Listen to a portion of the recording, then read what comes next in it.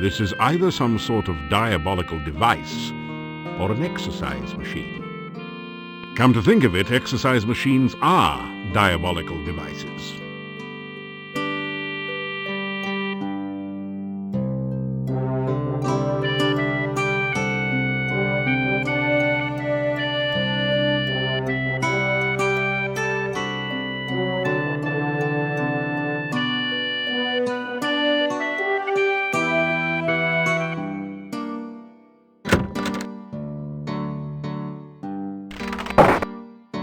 This is a bas-relief of a strange creature. It looks like an octopus with only 6 tentacles. You have a creepy feeling as if it is looking right back at you. It is a thoroughly uninteresting wall, sort of a wallflower. There is an indentation near the middle of the shadowed door. It looks like a set of 6 curved spokes radiating out from a central point.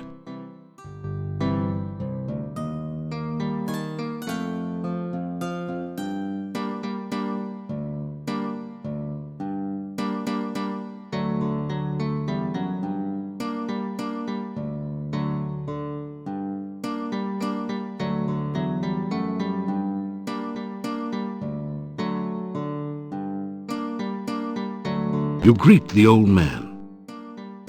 Good day. Have you seen my honor?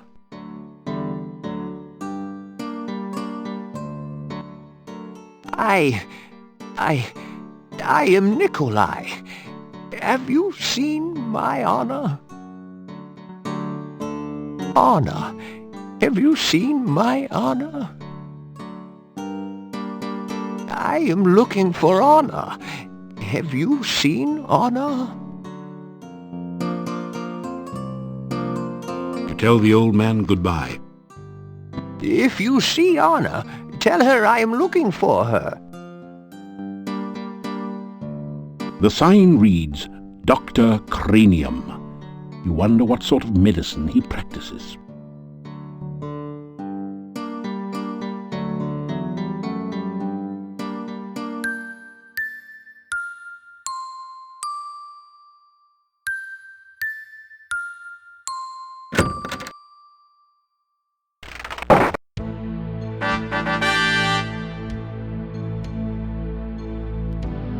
This strange device is labeled Transcendental Receiving Animal Processor.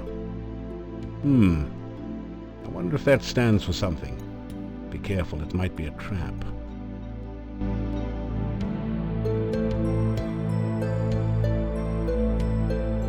You don't hear anything behind this door. There is no response to your knock. Behind the door is a sort of rat maze, but it's missing the rat, or whatever is supposed to be traversing the maze.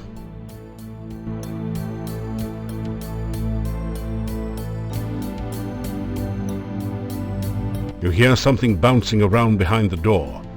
A lot of somethings. How interesting. It sounded as though someone knocked on the other side of the door as well, several times.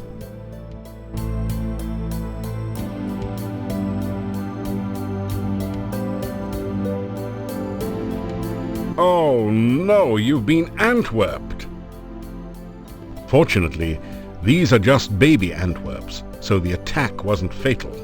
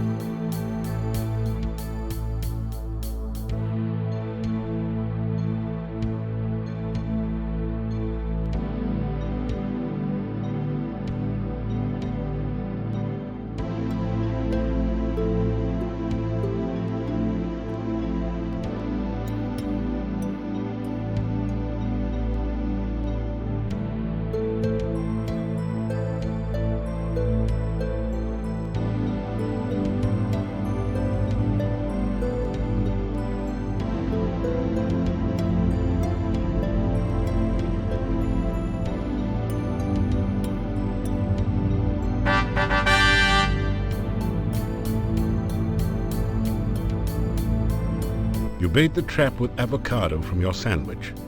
Avocado was never high on your list of favorite foods anyway. The trap starts working.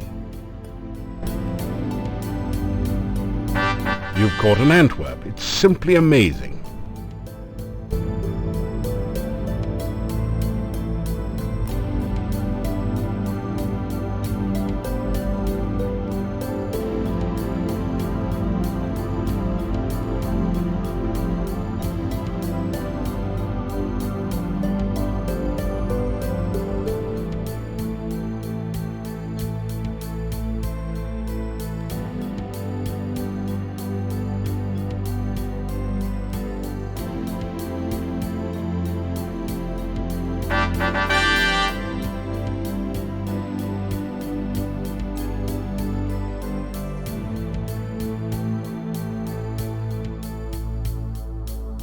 This is the Antwerp maze.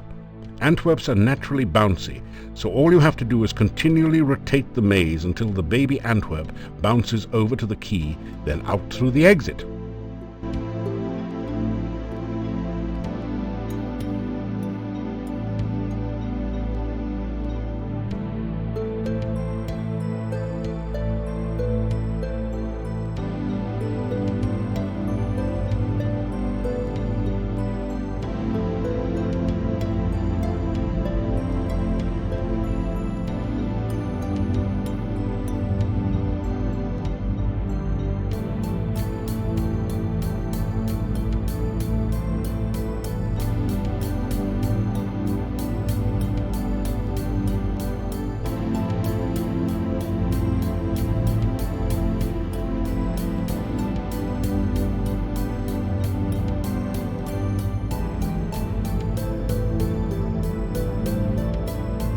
Congratulations. You've used the baby Antwerp to get Dr. Cranium's laboratory key from the maze. You add the key to your keyring.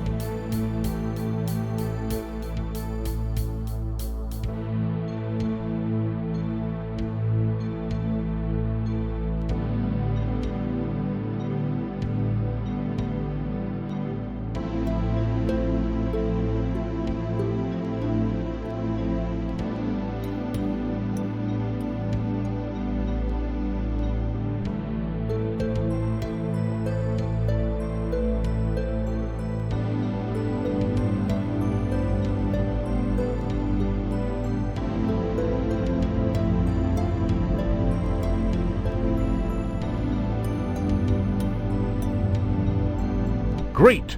You've managed to find Dr. Cranium's keyhole and open the door. You pass through into Dr. Cranium's private laboratory.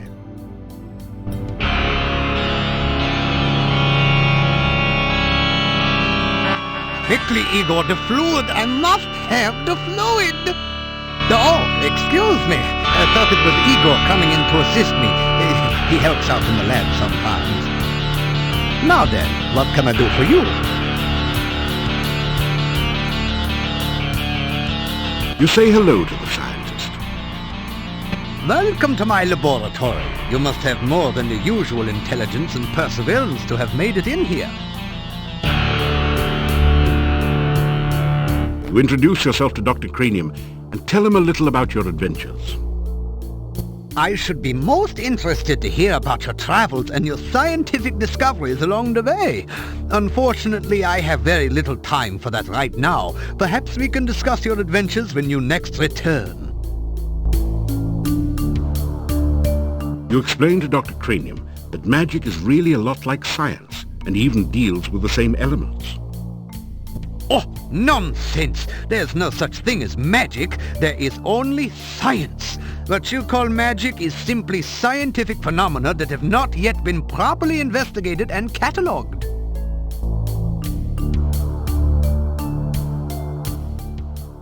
My name is Dr. Cranium. I am Mordavia's chief scientist and a certified genius.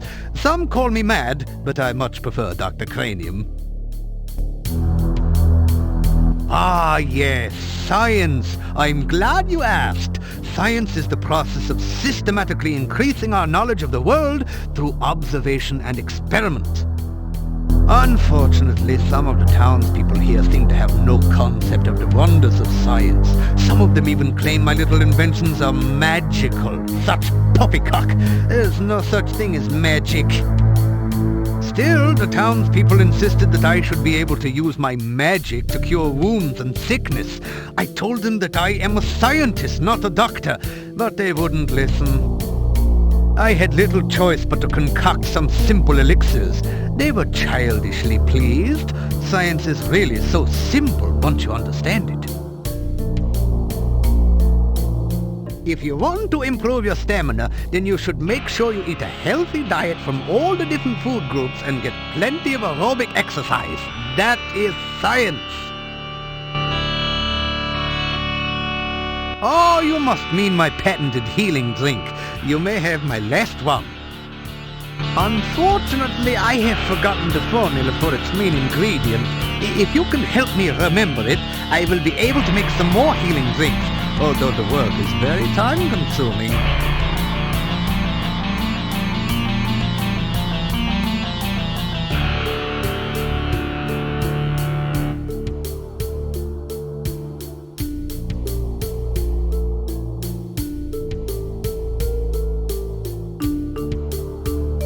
Thank you!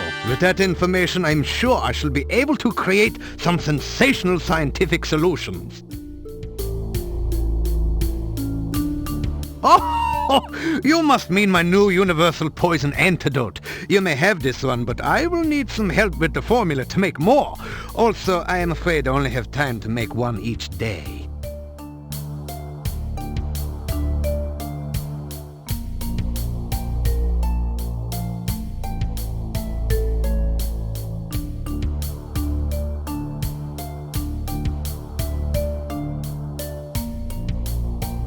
Thank you! With that information, I'm sure I shall be able to create some sensational scientific solutions. You ask Dr. Cranium if he can spare an empty flask for specimen collection. Of course, of course! I am always delighted to assist scientific research of any kind, and I have plenty of flasks. You may have this one. You ask Dr. Experiments are the meat and drink of science. First, you must come up with a hypothesis based on your understanding of the scientific elements. Then perform an experiment to test the hypothesis. Afterwards, you have a pizza. Earth is for solidity and stability. Air gives freedom and movement. Fire provides power and energy. Water, fluidity and life. Pizza, of course, is the most important element of all. Pizza represents the essence of well-roundedness and regaining strength. Most importantly, you can have it delivered in under half an hour in most areas. A hypothesis is a scientific guess. One predicts the result of an operation, performs an experiment to test the prediction, then has a pizza to celebrate the result. It is very important to stay flexible, however. Sometimes the experiment may give a different result than predicted by the hypothesis. Since real scientists don't like to make mistakes, we always write the hypothesis in pencil. Pizza is a crucial ingredient in many scientific formulae. There is a nearly infinite variation in its effects, depending on whether one starts with pepperoni, mushrooms, artichokes, or plain cheese. One should always order extra pizza in case the experiment requires additional materials. Besides, science is hungry work.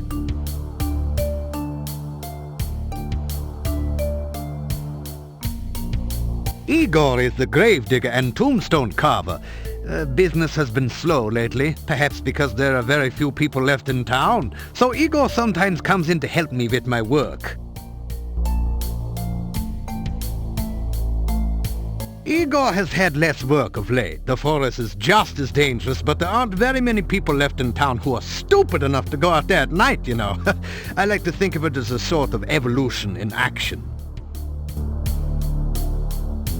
Igor is carving out quite a niche for himself in the gravestone business. You might say he is well on his way to becoming a rock star. Then again, you might not. The cemetery is outside of town to the east. It has proven a fruitful source of materials for my experiments. There are also some interesting and cryptic puzzles to be solved there. Essential etheric fluid is an important ingredient in my formula for reanimating dead bodies. It contains the essence of the element of water, the most important ingredient in life science. This laboratory is where I perform some of my most important research. Lately, I have been trying to bring life back to a dead body and to brew the perfect cup of tea. Reanimating the dead is just another day's work in the life of a scientist. Even science cannot bring a person back right the way they were, but one can use scientific principles to restore the semblance of life and energy to formerly dead flesh. The one alchemical combination that I have thus far been unable to fully analyze is that of a good cup of tea. I'm sure there must be a way to duplicate the effects of nature, but the results have not been promising so far. Perhaps you would like a cup of spearmint and beefsteak tea? I thought not. This is even harder than rehydration solution and reviving dead tissue. Research is the heart and soul of science. Without constant experimentation to prove or disprove one's hypotheses, the scientist is left trying to solve the world's problems by guesswork. That is hardly the most efficient way to achieve results. I try to maintain a modest selection of useful experimental equipment in my simple laboratory. Unfortunately, it has become very difficult to obtain the most modern scientific accessories since the road out of the valley became closed by the swamp. Mad? Mad? They all call me mad, but what do they know of madness? I am not mad. A bit perturbed about the world situation and how I get so little respect, perhaps, but certainly not mad.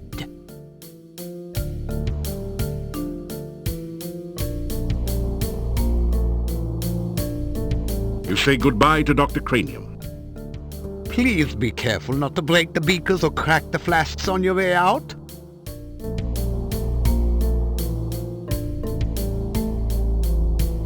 Come back and visit again. Oh, and if you see Igor, please tell him I still need the fluid.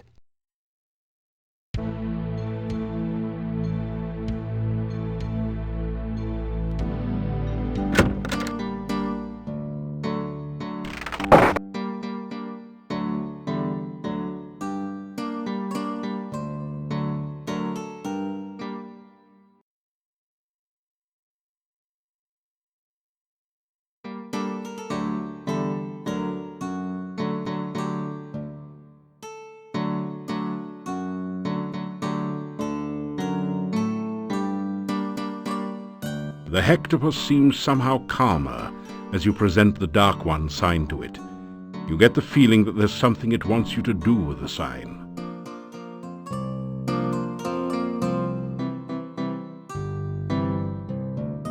Bad place. Very bad place. Go away. You'll be very sorry.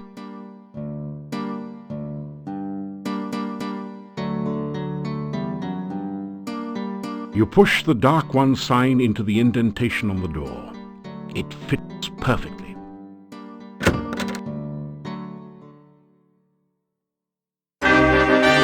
You have a really bad feeling about this place. It looks ordinary enough, but the general atmosphere of the place and the symbols of the Dark One everywhere make you almost want to turn and run as fast as you can. danger? How about a sense of all-pervading evil? A sense that you are being watched by otherworldly forces that mean to do you harm? Other than that, it's just your basic monastery of a fanatical cult. This place is an abomination that should not exist. It feels as if the barriers between this and another dark and evil world are paper thin here.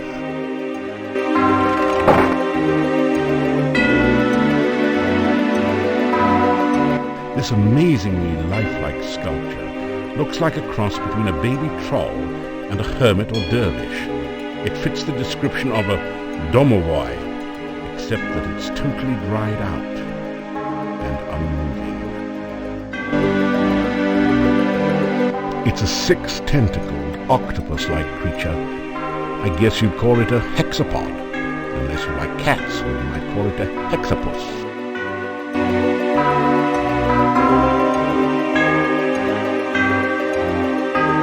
Hector the hexapod happily gorges itself on a dime. Hector looks much less hungry and perhaps a little less dangerous now.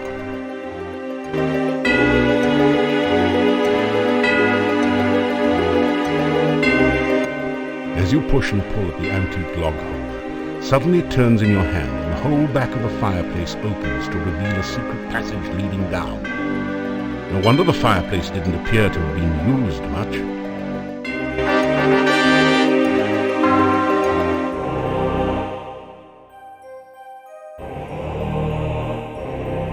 There is a cold feeling down here that chills your bones and sets the hairs on the nape of your neck on end. There is a musty odor of mold and mildew mingling with the sickeningly sweet smell of decaying flesh. Welcome to your nightmare. This is a dangerous place. You probably knew that. Handle with care. An incredible sensation of evil emanates from over by the book. That seems like an excellent thing to avoid.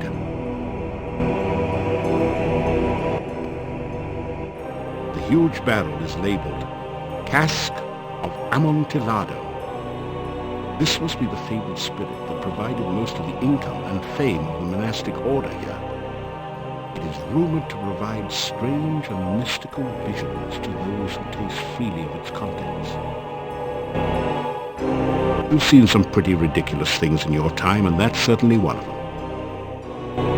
There is a huge book on the altar.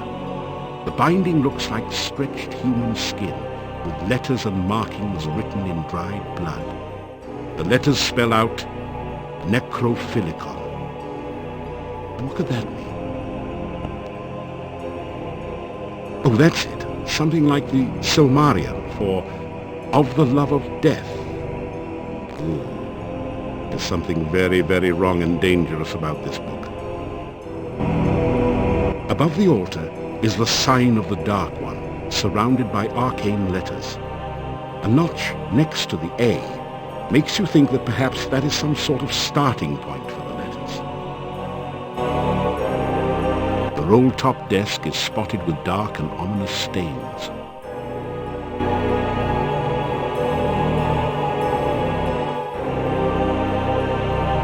Force the drawer open with your incredible strength.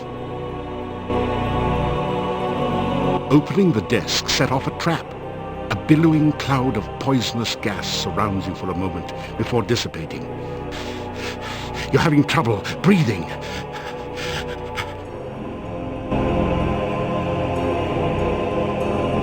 You rifle through the Mad Monk's desk to find the diary of Amontillado.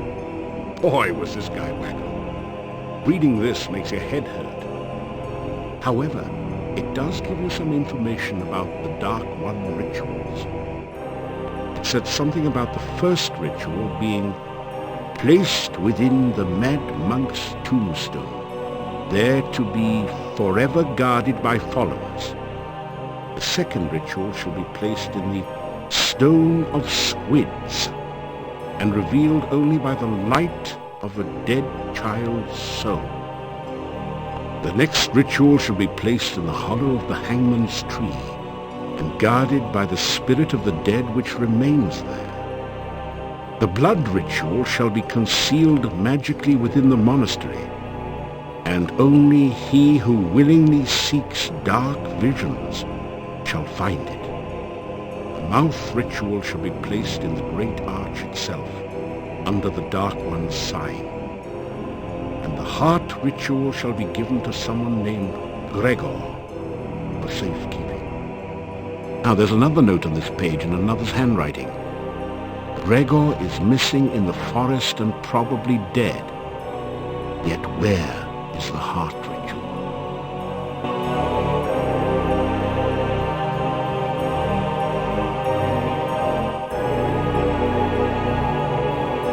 You tap the huge cask of Amontillado.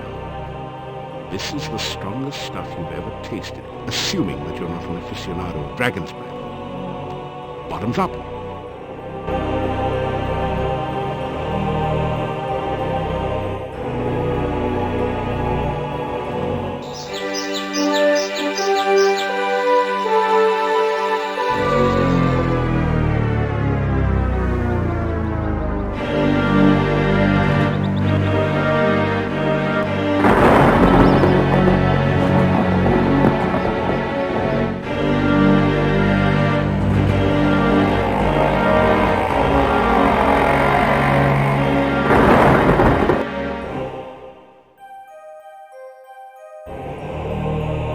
Man, have you got a headache?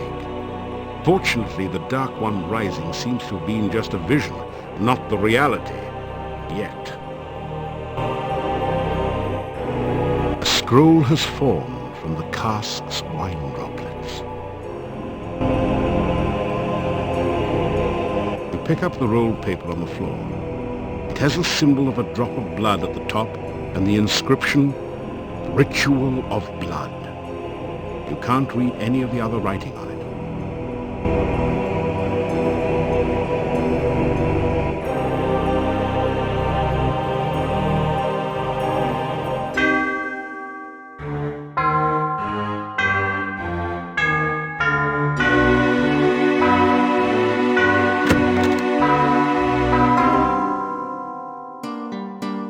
You retrieve the Dark One sign from the monastery door, then quickly step away before the Hectopus can react.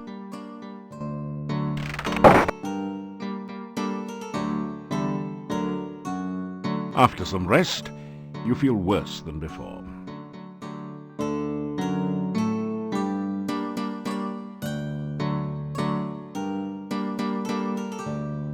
You walk right on in.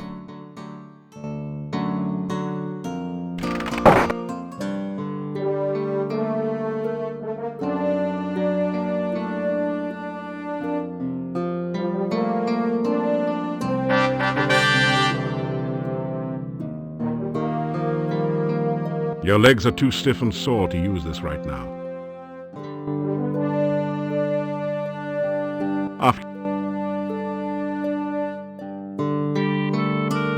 Your legs are too stiff and sore to use this right now.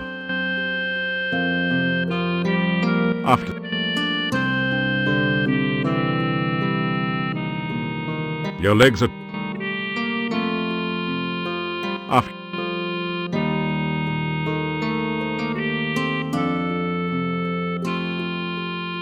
Your legs are too stiff and sore to use this right now.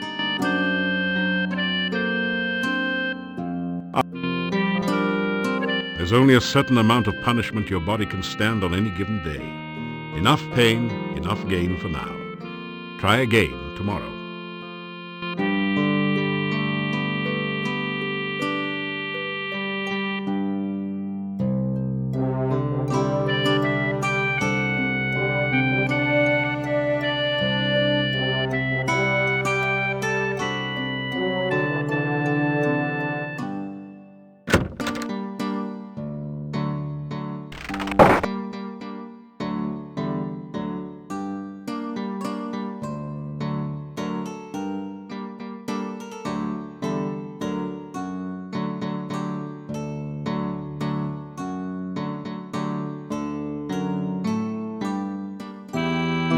A shiver of cold comes over you.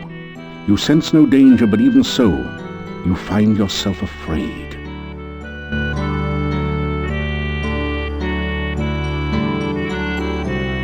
I am what once was the Paladin Piotr. The sorrows of this land are my sorrows, and I cannot rest. Thou art a Paladin, and so shall share my fate. Unless ye ease the sorrows of this land and heal the pain.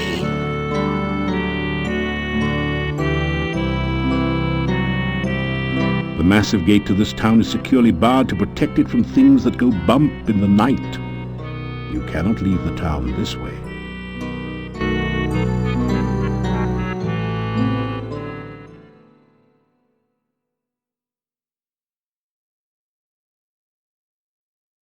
The faces on the jack-o'-lanterns glow like malevolent demons, waiting for an unwary victim to come within their grasp.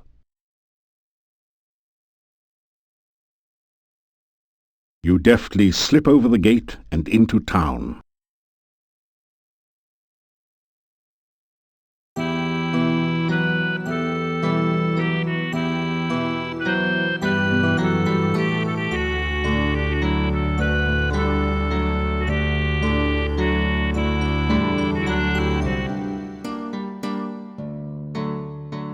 This is the Hotel Mordavia, best and only inn in town.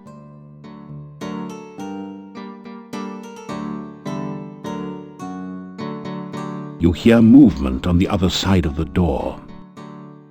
After a few minutes, you hear someone removing the bar and unlocking the bolts on the other side of the door.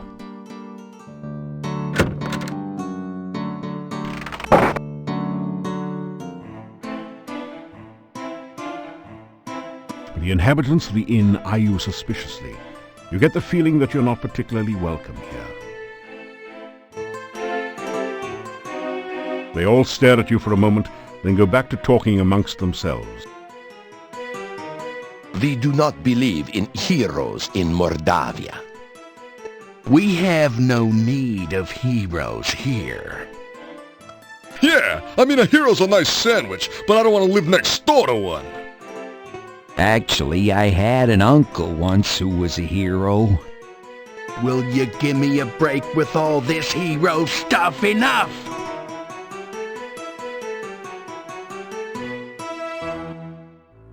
I am well.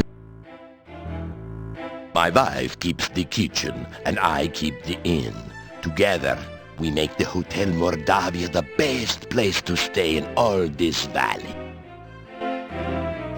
They come in here in the evening to talk, to drink, and relax. My wife prepares and serves 2 hearty meals a day. I am sure you will find them satisfying.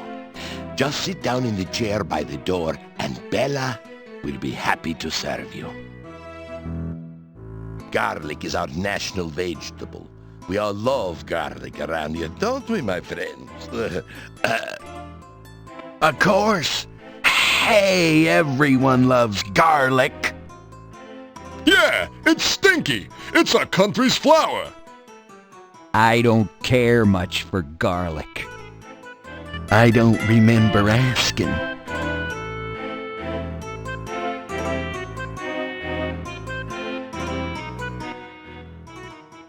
You know, we don't get many strangers here, now that the pass outside's been cut off.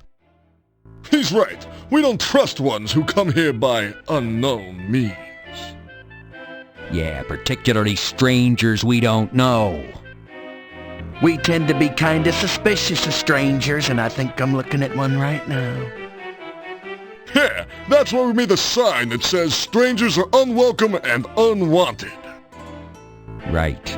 And in our own subtle way, we try to get across the fact that we don't like them very much. Strangers bring bad luck. Strangers bring trouble.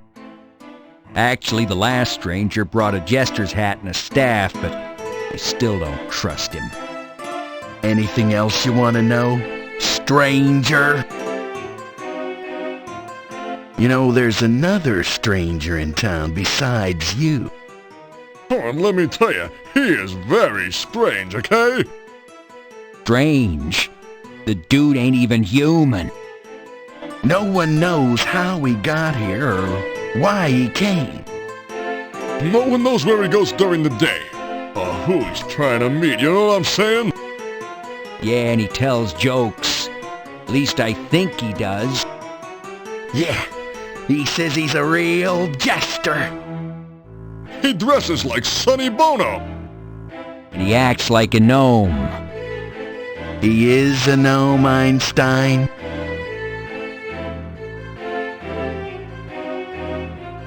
The town of Mordavia is a very safe place to be, gotta tell you. Oh yeah, you got nothing to fear within the walls of the town.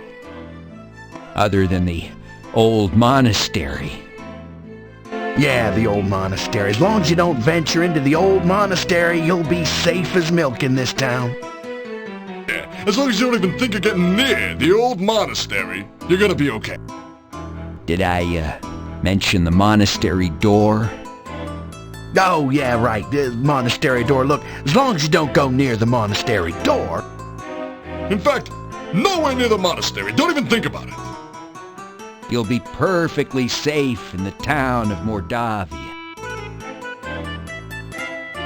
Hey, look, there's nothing wrong with us. Yeah, we're okay. We've been tested. Well, to tell you the truth, I do feel a cold sore coming on. Hey, Mordavia nights are dangerous. Oh, he's right, you know. Nobody goes out at night, except my girlfriend, but she's working. Her and a few ghosts, and revenants, a wraith, and vampire or two. Hold it, put it in park. There are no vampires in Mordavia. Vampires in Moldavia. Whoever heard of such nonsense? I hate to burst your bubble, but my Uncle Fred was bitten by a vampire once. Your Uncle Fred's alive and well and retired till Silmaria, hello? Yeah, I know him. He sends you a postcard every harvest time saying, "Where's my $20?" Well, he had a miraculous recovery.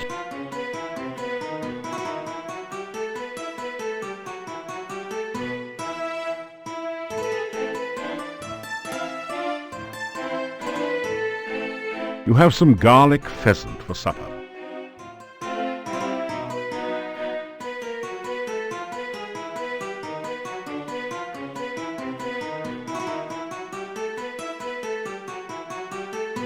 They nod at you in response.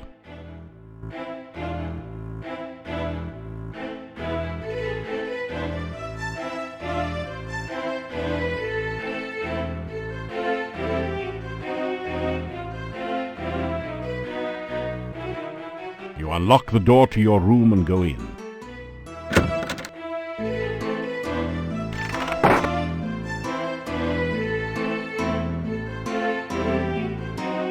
You take a clove of garlic in case you meet an Italian chef somewhere.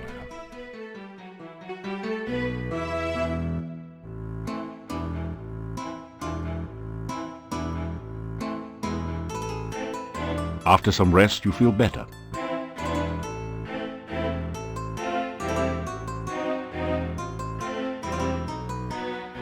After some rest,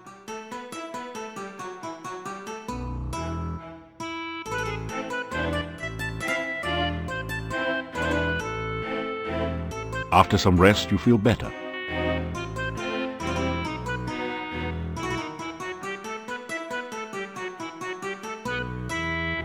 After some rest, you're getting tired.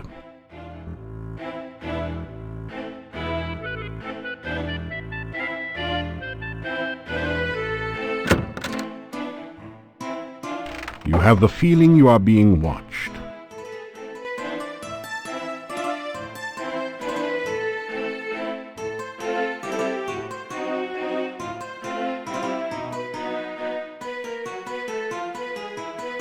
It doesn't.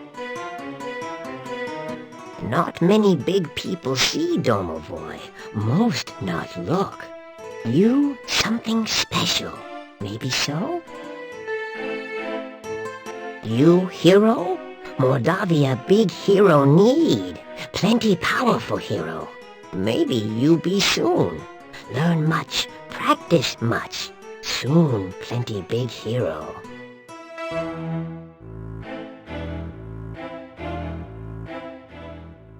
In where I am living, in Domovoy am I. Luck I bring. Way things go now, think most luck bad. Things at inn not good. No people come. Innkeeper and wife very, very unhappy. Mordavia very, very sad place. Even Domovoy cannot help here. Oh, too much dark magic.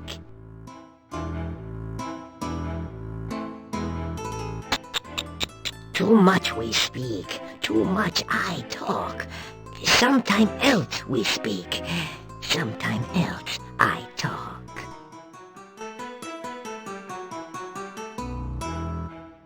Domovoy am I, Domovoy I be. Over places Domovoy watch, protect the inn do I. By big people Domovoy not seen. You stranger are, maybe hero, maybe not. Show myself to you I do, speak to you I will. Maybe good things for people will you do. Maybe good thing for Domovoy you do, Some night soon, talk we will again. Domovoy good luck bring. Maybe Domovoy help you. You Domovoy help. Bad place here anymore. Good many years ago, but going very bad now. Many bad things here. You find out.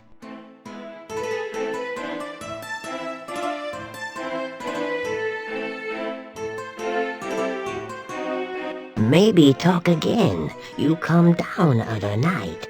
Maybe have much to say.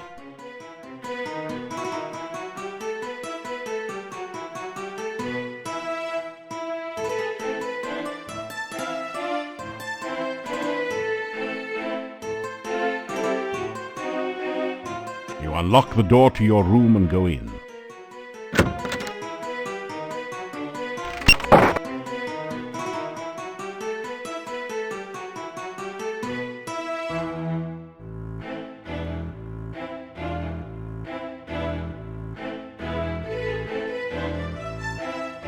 You awaken as the sun begins to rise.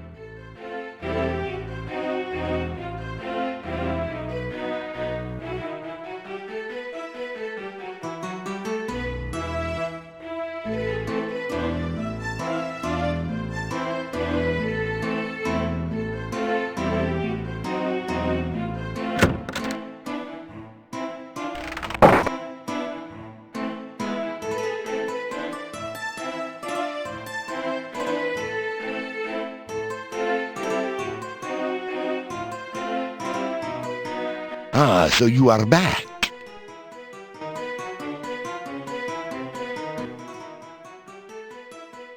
This inn used to do a steady business before this swamp prevented traders and tourists from coming.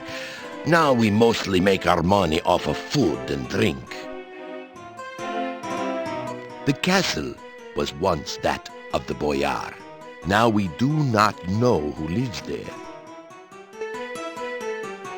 Besides the ones that come in here in the evening, there are quite a few others. You probably have met this shopkeeper, the gravedigger, and the burgomeister. And then there's Nikolai, and that crazy Dr. Cranium. He is a harmless old man who wanders around looking for his dead wife. Must be a shame to grow old all alone. Dr. Cranium came to Mordavia several years before the swamp closed off the pass. No one knows much about him, but no one trusts him. It is rumored that he conducts strange experiments. The shopkeeper knows everything that goes on in town. She also makes a delicious avocado and garlic sandwich, which she sells as rations. The Burgomeister keeps to himself and lives in his office. The gravedigger is a strange one, though he is a good carver of tombstones and digger of graves. I know little of the forest, for I seldom leave my inn. You should speak with the Burgomeister. Perhaps he can tell you more about it. I am well, as always. I do not gossip.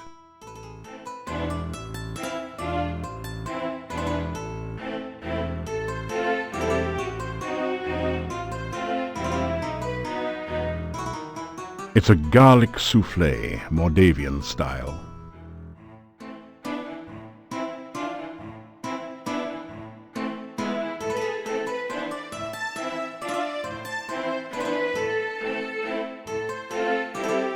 The innkeeper nods at you.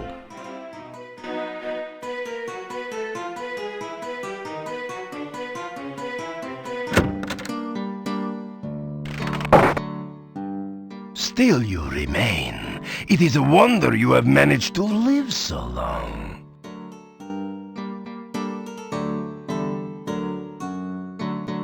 It does. What is it you want?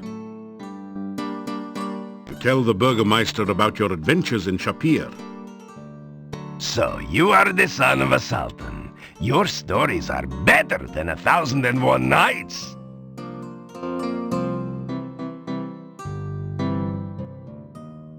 This town was quiet until you arrived. I am keeping my eye on you. Castle Borgov is north of the town. The last of the Borgov family left this valley years ago. Now it is inhabited by some cousin. The people of the castle do not bother this town. I suggest strongly that you do not bother the people of the castle. It used to be that the only monsters around here were the occasional wyverns. Now there are many dangerous things in the valley. It is safe only within the town gates. Dr. Cranium is an idiot and a madman. If you are wise, you will stay away from him. Nikolai is an old man and easily confused. His wife has been missing for years now. He cannot face the fact that she is gone.